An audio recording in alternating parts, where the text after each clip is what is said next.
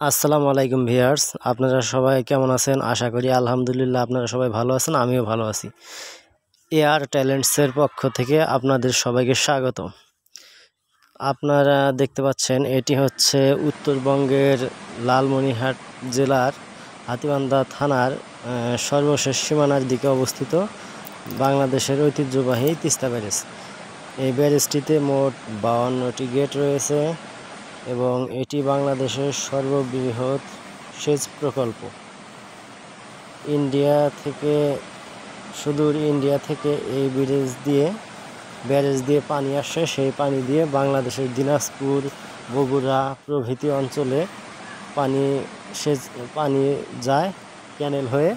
সেই পানি দিয়ে প্রচুর পরিমাণে ধান উৎপাদন হয় এবং এখানে চীন, ভারত, ইন্ডিয়া, নেপাল, মায়ানমার অনেক দেশ থেকে বিভিন্ন সময়ে পর্যটকেরা এখানে এসে পিকনিক খায় এবং ঘুরে বেড়ানোর জন্য এটি সুন্দর একটি জায়গা।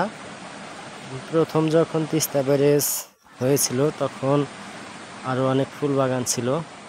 তখন সেই সময় আমরা ছোট ছিলাম, তখন শুনেছি নাকি কয়েকটি ছবির শুটিংও এখানে হয়েছিল। আর ছোটোখাটো নাটক, টিকটক এগুলোর শুটিং তো সচরাচরই হয়ে থাকে। রাতের বেলায়ও অনেক আড্ডা হয়।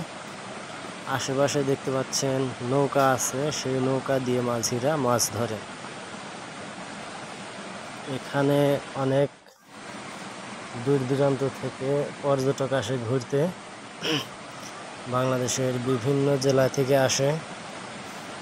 আর এসে ওনারা পরিবার সহ আসে ঘুরতে, শিক্ষা সফরে আসে, পিকনিকের আয়োজন করে।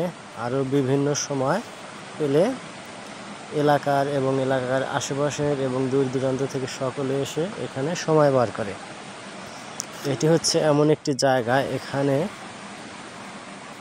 সব সময় মানুষ ঘুরতে আসে। সারা বছর কম বেশি এখানে পর্যটক এবং দর্শকরা এসে থাকে। এই নদীতে বর্ষা মাসে প্রচুর পরিমাণে পানি থাকে, কানায় কানায় ভরা, এবং স্রোত থাকে অনেক। আর যখন শীতকাল আসে তখন আস্তে আস্তে পানি কমে যায়। পানি কমে গিয়ে বালির চর দেখা যায়। দেখতে পাচ্ছেন আপনারা এই দিক দিয়ে অনেক আগে ফুল বাগান ছিল, এখন ফুল বাগান অতটা নেই। আর ওই যে দেখতে পাচ্ছেন নৌকা, কিছুদিন পরেই আসবে